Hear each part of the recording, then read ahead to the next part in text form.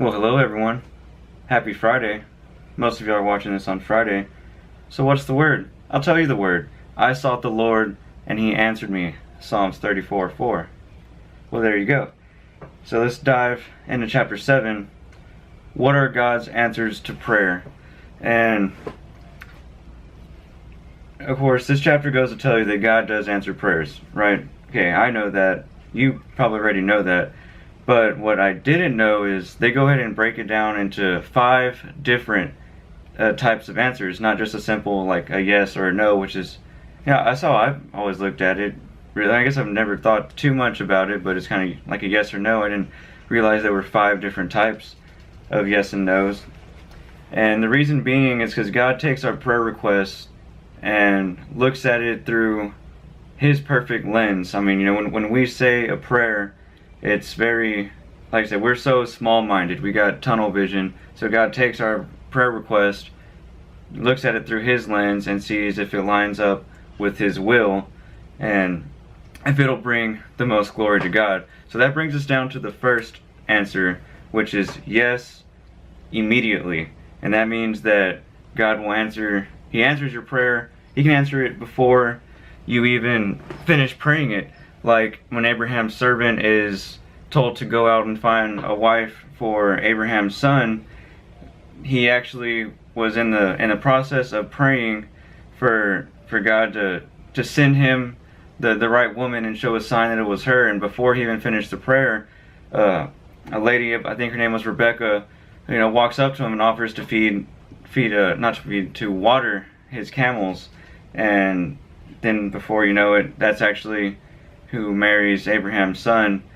And the point of that is she was on her way to the water well way before Abraham's servant started that prayer. So God already had that working, and just the servant's will, prayer, everything was synced up with God, that by the time he's even done, just he had his answer. And it even goes back to say that God could start answering a prayer 10 years before you even pray it. And that's pretty awesome. That it's almost so awesome that I can't really comprehend it.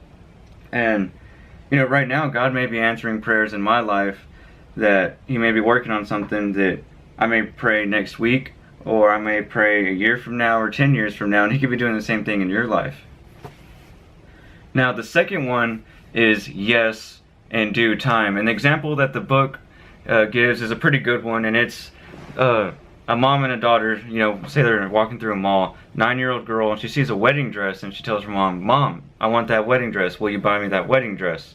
It's a 9-year-old girl, so the mom says, yes, I'll buy you a dress, but not right now. Wait till whenever you're ready, I'll buy you that dress. And that can get frustrating if, like, say, say God told you, like, you were going to be a youth pastor, or you are going to be a pastor, or just some sort of leader in the church, or whatever the case may be, and you want it now, and God's already told you you're going to have it, but it's just you're not quite ready yet. You gotta, when God's ready, you'll have it. And you gotta make sure, this is the important one, where you don't get frustrated and you don't just quit, like, well, I already prayed for it and it's not happening. And because what He will give you is the faith and patience to wait until the right moment. And this is why we should never let yesterday's seemingly unanswered prayers stop us from praying again today and tomorrow with just as much freedom and faith. And that kind of made me think of, like working out. Just because you pray for something once or twice, or for a week or 2 weeks, and then it seems like it's unanswered, you gotta just keep at it. And the exact same goes for working out. You can't just work out one time, or work out for 1 week, or work out for 2 weeks, and you're like, man, I'm not even getting results, whatever, I quit. Or even, a month. It takes probably a solid at least 3 months to get some sort of notice of, your physical appearance, and that's, with nutrition, whatever. I'm not going to get into all of that, but the fact is, sometimes you're not going to get immediate results, and you just got to have the faith and the patience, and just, you got to keep trying. Okay, now the third answer, which is also another yes, is yes, so you'll learn from it. Now that one scares the heck out of me. You know, I would hate to be asking something for God and he's telling me no, and I just keep asking and keep asking, and he's like, you know what, here. You know, here's the keys to the truck. You drive. You know, you wreck it, because that's what's going to happen. That's why he didn't give it to you in the first place. And like I said, that one scares me.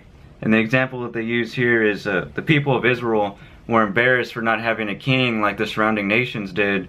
So they went to their leader Samuel, and they're like, give us a king, give us a king. And he tried to tell them that the Lord told him, you know, no, if you elect a king, he's gonna do whatever he wants. He's gonna take whatever he wants without any justification. He's gonna tax the heck out of you. And they still continued to protest, give us a king. And so God gave them King Saul, who made all of God's predictions come true. And sure enough, they cried out on that day that that he became king. And that's why we should learn to pray as Jesus did, with adding, you know, with truth, not just saying it, but adding to the end of our prayers, nevertheless, not my will, but yours be done. And number 4 is no, because your heart's not right. And as James said, sometimes you ask and do not receive because you ask with the wrong motive, so that you may spend it on your pleasures. And let's see, okay, my example of that is, like, say this YouTube channel, right?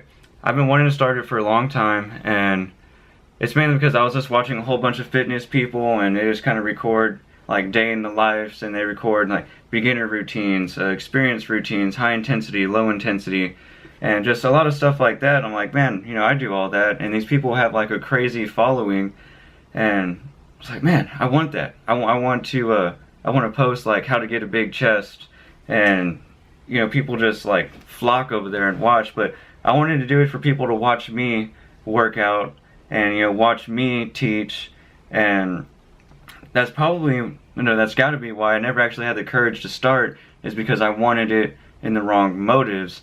And then as soon as, you know, God finally hit me on the head, and I just wanted to start a book study, then all of a sudden, you know, I finally had the courage, and then I started, and I keep getting, you know, text and just word of mouth that people are learning from this. And you know, this feels so much better than if I was just recording myself working out. And that's, I'm not at all dissing the YouTube fitness channels or anything, but it's just me personally with the message that I'm allowing God to talk to people through me. It just feels so much better, and it feels so right. So that's why I was never given the courage, because I mean, I still prayed, you know, that it was in my prayers that I would start the YouTube channel, and I just never had the confidence to do it until I finally just light bulb, this is what I should be doing with it. Okay, so this one brings us to by far my favorite answer, which is number 5, no, I've got a better plan. And the example that the book gives you is the lame man who encountered Jesus at the healing pool, where they all gathered, where the sick gathered in hopes of being healed in its mystical tide, wished for some way to be taken down there when the water was stirred. So Jesus walks by this older man that can't get up, and actually the way it's supposed to be illustrated is he had been there, he could tell he had been there for so long, and like, I mean, maybe not years, but he'd just been there so long, and just he looked like he had given up. And so he tells Jesus, like, I just want to get to that pool. And so Jesus said, do you wish to get well? But all the man could imagine needing was just a chance to get to the pool ahead of the others. So then Jesus says, get up, pick up your pallet, and walk. God decided to give the sick man more than he'd asked for. And so technically, like, that guy had been there so long, and you know, in the beginning, yeah, he wanted to get healed, but then it just, over time, it just, tunnel vision, you know, he focused on getting to that pool, to, you know, in time for the tide. That's really all he was asking for at that point, is just get me to the water, not heal me, just get me to the water. Like, that was just his drive. That's what it was. And so technically, you know, Jesus said no to that. I'm not going to take you to the water. I'm going to heal you right here. So he said no with a far better yes. And hopefully this is a pretty good example. This is kind of like, you know, I've already spoken before. I was laid off, and I have applied for numerous refinery jobs. And my resume looks sweet. I have a pretty good job experience. Right after high school, I was with one company for 5 years, and whatever. That doesn't really matter. But like I said, I applied for numerous entry-level positions with the refineries, which it should have been pretty easy to get one of them. And that's because what I wanted was I just wanted to rush into another job where I could make money. I was pretty much just chasing money, and I was praying about it. And it was for the wrong motives, and they just kept saying, I wouldn't hear from this person, I wouldn't hear from this person, or I got called to take this test, but then I didn't hear anything back. And I was pretty upset about it. I don't know if it was for a couple weeks or over a month. I was just like, what the heck, I'm qualified, especially for an entry-level position. Why, what's going on?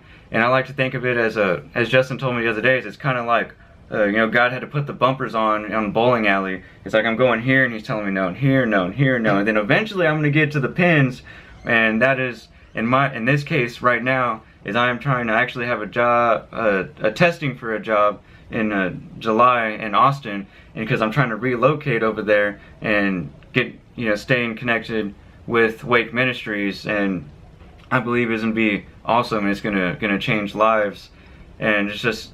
God kept telling me no to this good job and this good job and this good job because, well, for one, all I was chasing is money with good motives. I wanted to provide for my family without worrying about it. But also, what would have came of that? I would be working continuously and just with these like really busy schedules all the time.